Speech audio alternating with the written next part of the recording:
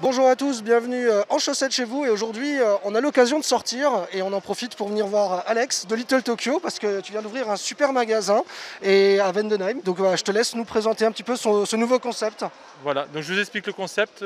C'est un social market où on est 7 magasins qui se sont mis ensemble. Donc il y a moi, le Little Tokyo, la Consigne Store, Carijou, Farfafouille qui fait des comics et de la BD, et la boutique Vétis, et un social bar qui va faire des expositions et des festivals sur un peu, peut-être on va essayer avec le jeu vidéo. C'est le but. Voilà. Après c'est une extension du Little Tokyo, donc maintenant c'est un Little Big Tokyo. Voilà, et donc pour une fois je vais pouvoir sortir certaines pièces de ma collection et avoir un peu plus de matos et un peu plus ouvert à plus d'univers. Et donc qu'est-ce qu'on retrouve alors comme univers du jeu vidéo, Alors du nouveau Qu'est-ce qu'on a? on va rester dans mon univers de base, déjà toujours qui va rester le rétro, comme de la Super Nintendo, de la NES, de la Game Boy, ou des vieux jeux type Pokémon. Pokémon, hein.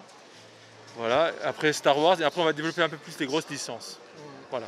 D'accord, et donc là toi j'aime bien, je sais que tu es fan de rétro, donc qu'est-ce que tu as comme console là, en stock là, qui viennent de rentrer ou qu'est-ce que tu attends encore comme petite rentrée? Ah bah là on a à peu près 300 kilos de consoles qui sont censées rentrer, comme de la Neo Geo, de la NEC Duo, Ah, la Neo Geo. la Neo Geo cartouche, ouais. On a déjà quelques jeux, mais on a vraiment beaucoup de consoles imports qui ont rentré. NEC PC Engine, Game Boy, Game Boy Color, Super Nintendo, Super Famicom, Super NES US, NEC PC Engine Graphics, Super Graphics, tout ce qu'il faut. De tout. Je Donc fais des commandes depuis 6 mois. le paradis des geeks en fait pour la figurine, le côté Japon, le rétro et le côté collectionneur en fait. Je dirais que c'est même pas le paradis des geeks, c'est mon paradis parce qu'en fait compte, je vais pouvoir mettre plus de jouets à moi dedans en fait compte. Ah, Je me suis fait une deuxième chambre. c'est le secret en fait, c'est d'avoir une deuxième chambre pour le public en fait. Oui, tout à fait. Bah, je donne l'exemple du Faucon Millenium.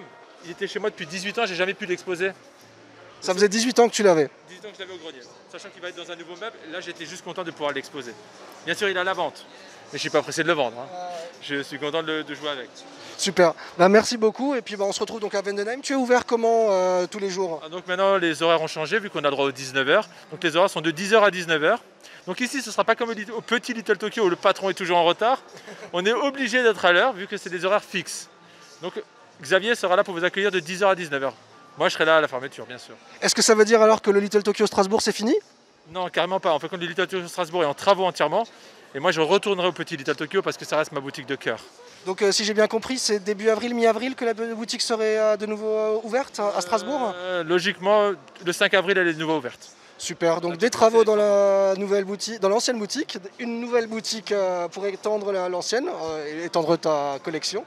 Et donc de 10h à 19h tous les jours de la semaine, du lundi au samedi alors. Du lundi au samedi.